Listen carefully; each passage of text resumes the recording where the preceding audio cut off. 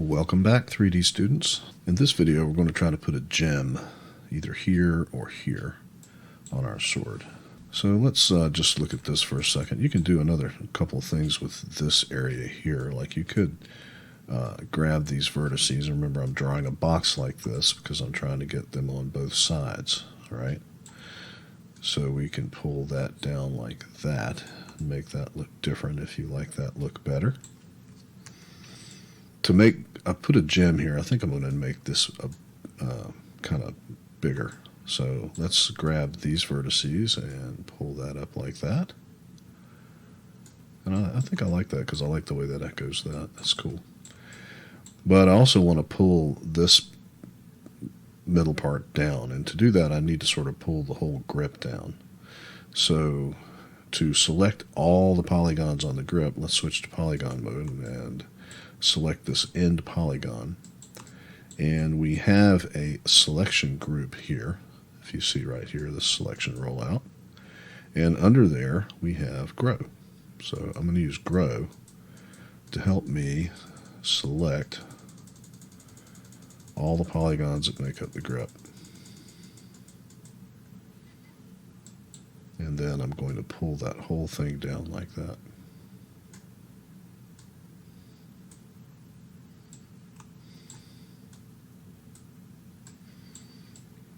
And now because I have the grip down, I can grab these vertices here and pull them down as well.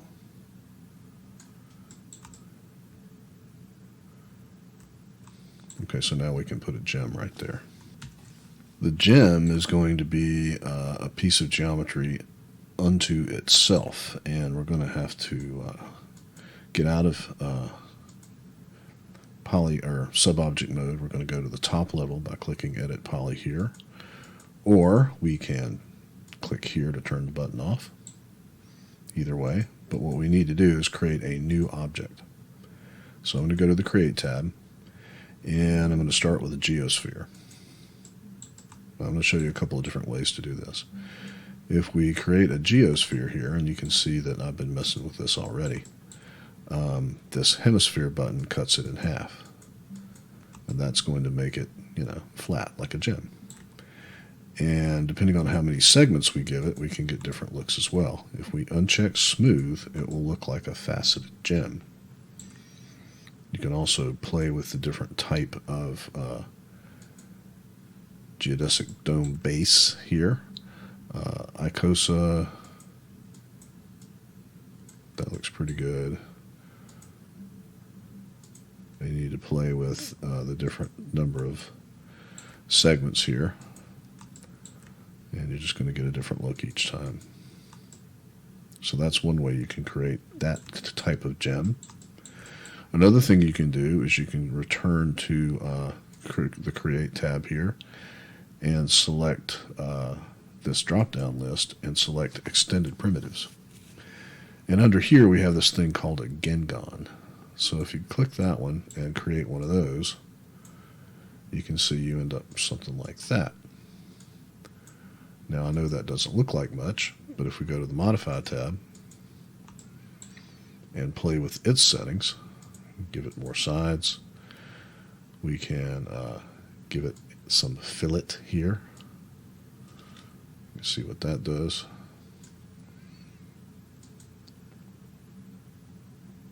This is the height here. I'm just going to leave it about like that. We can give it different segments here, but in order to make this work, what we need to do is add an Edit Poly and grab this central vertex here and pull it up. Now we can't change the shape of it without deleting this edit Poly at that point, because if we were to try to go back down here, it's going to tell us, hey, you can't really do that. And if I say, yes, I want to, then it might mess it up.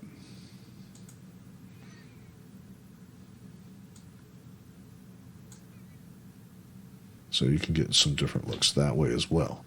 Now to make this look like it has a setting, I'm going to go back up here and see what happens. Okay, I'm safe. I'm going to enter polygon mode and grab these polygons around the base here.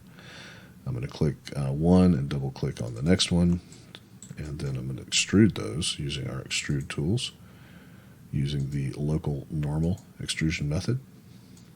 Extrude that out like that. And so that would be the setting there. Sorry. Oops.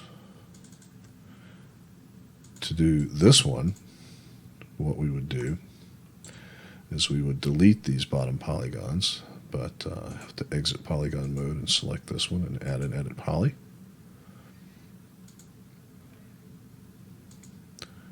We need to grab these bottom polygons here. We don't have to really delete them. Hold down Shift and extrude them like so. And then select these now. So click one, double click the next one, and extrude them.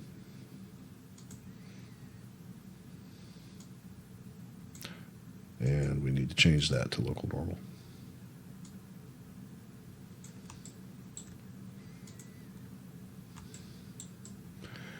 So I think that I like this one the best, so I'm going to rotate it 90 degrees and put it right there.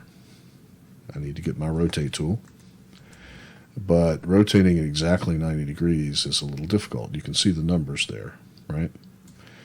To make sure I rotate it 90 degrees, I'm going to come over here to my toolbar and turn on this button here called Angle Snaps. And once I do, it snaps in 5-degree increments, and it allows me to easily rotate it 90 degrees. And then I'm going to switch to the Move tool and move it into place.